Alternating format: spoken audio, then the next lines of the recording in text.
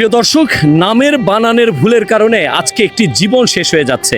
এমনকি এই যে ছবিতে যাকে দেখছেন তার একটি নামের ভুলের কারণে পুরো পরিবারটা আজকে অসহায় মানবেতর জীবনযাপন করছে।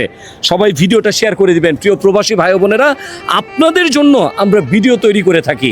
আপনারা ভালো থাকলে আমাদের দেশ ভালো থাকে, আপনারা যদি খারাপ থাকেন আমাদের দেশও খারাপ থাকবে।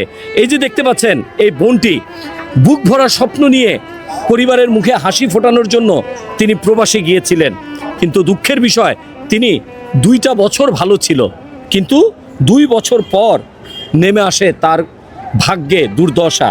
আমরা বিস্তারিত জানবো তার কাছ থেকে। আসসালামু আলাইকুম। আসসালামু আলাইকুম। আচ্ছা, কি হয়েছে একবারে ছোট করে যদি বলতেন আপনি। ছোট করে বলতে, আমার স্ত্রী যখন যায় হ্যাঁ। এখান থেকে হ্যাঁ, বেশ সুন্দরভাবে গেছে। প্রথমে যে কপিলের পাশে পড়ছিল কোথায়? সৌদি আরবে? সৌদি আরবে। আচ্ছা, কফিলের কাছে গেছে। কপিলের কাছে অফিস থেকে কপিল নিয়ে গেছে। প্রথমে যে কপিল ছিল, ওনার কপিল ছিল পুলিশ, কোনো কাজকর্ম করতো না, খালি মারতো ধরে ধরে। আচ্ছা আচ্ছা। তারপর ওখান থেকে আবার চেঞ্জ করে আবার দ্বিতীয় কপিলের কাছে আরেকটা কপিলের কাছে গেছে। একটা কপিলের কাছে দেয়। হ্যাঁ। এই কপিলে প্রথম ভালো বেতন দিয়েছে, পরে তখন আর দেয় না। আচ্ছা আচ্ছা। ওনার ওই কপিলের মাও তখন ওনাকে মারতো মাঝে মধ্যে, মানে তার উপরে অত্যাচার করতো।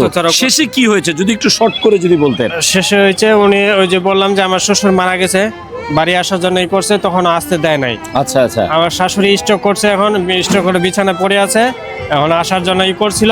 তখন ওনার কপিলে বলতেছে তুমি কি এখন যাবা না পরে যাবা? বলতেছে ঠিক আছে, তুমি যদি যাও তাহলে আগামীকাল তোমার বেডিং পত্র গুছাও। আচ্ছা ঠিক আছে। আমার স্ত্রী বেডিং পত্র গুছাইছে, গুছানোর পর মার্কেটে নিয়ে গেছে, হালকা পাতলা কিছু কিনে দিয়েছে, কিনে দেওয়ার পর ওই সফর জেলে দিয়ে আসছে। দর্শক, ব্যাপারটা বুঝতে পারছেন? ওনার কফিলে ওনাকে বাংলাদেশে ফেরানোর কথা বলে সফর জেলে ওনাকে দিয়ে দিছে। তো সফর জেল থেকে উনি ছাড়া পাইছিল তো, তাই না?